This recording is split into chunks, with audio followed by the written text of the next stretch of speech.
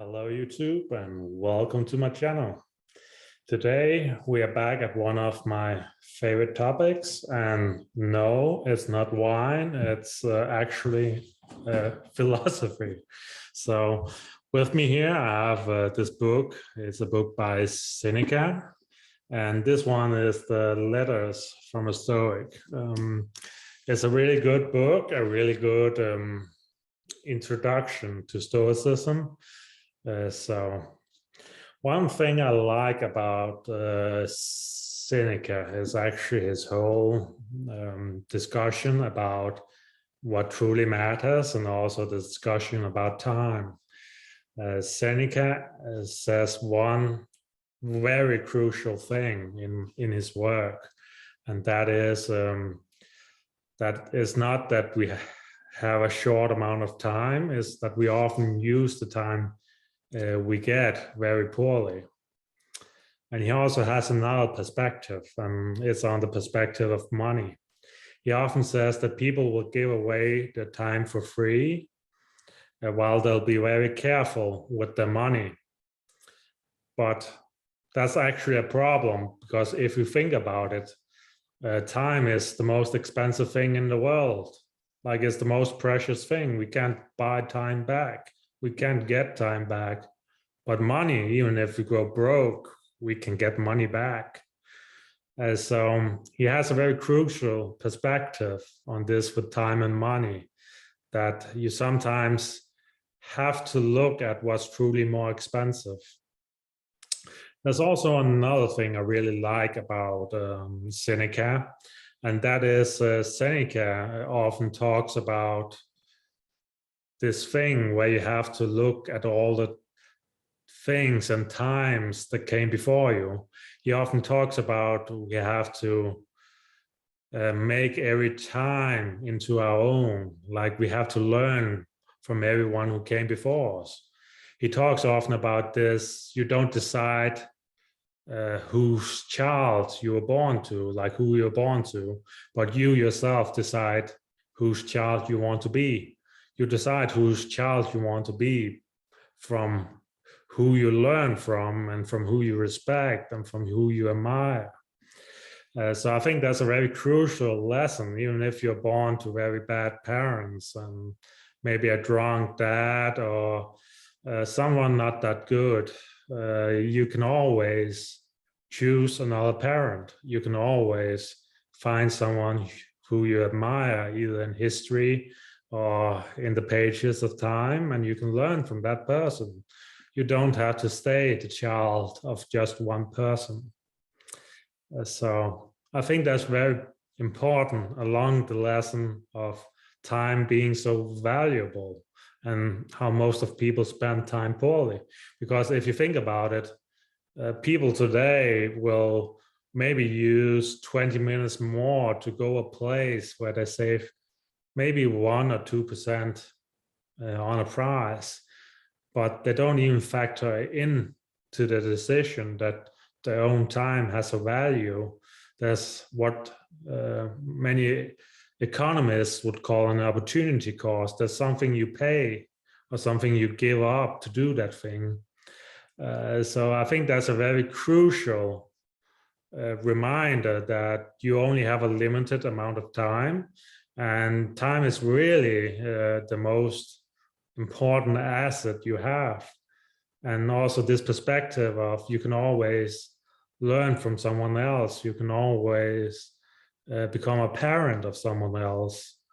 So he even says in history, we can surrender ourselves to better men than you and I. And I think that's so crucial, because people will often blame the world, and they will blame people around them. But the truth is, you at any time have access to so much knowledge, so much free knowledge, that you at any time could learn something that might benefit you.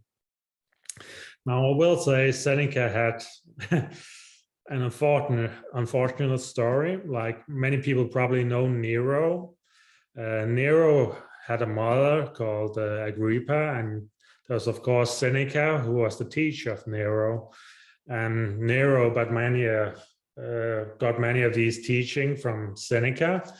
And Seneca tried his best to teach Nero, and he tried teaching all about ethics and morality and all these different kind of things. And Nero's mother, Agrippa, also tried to make her son into a good person. But they both failed. Like, even though Seneca was an amazing teacher of ethics and morals and all that, and Agrippa was wanted the best for her son Nero, Nero still ended up a spoiled person and eventually became evil enough to murder both his mother and also Seneca. And many also said he set fire to Rome just to watch it burn. So why did the Romans tolerate this? Well, you have to understand that Nero was one of the last in the bloodline of Caesar. So Julius Gaius Caesar, he was like one of the last in the bloodline.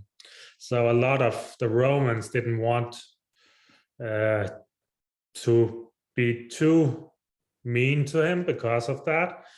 But after a few years, they also realized that there was really something wrong with this child. And the Senate kind of had enough, and Nero was asked to commit suicide. And when he failed to do that, he ordered his soldier to commit suicide for him, or to commit murder, of course. And I also think the reason I mentioned that story is because I also think there's a moral in that story.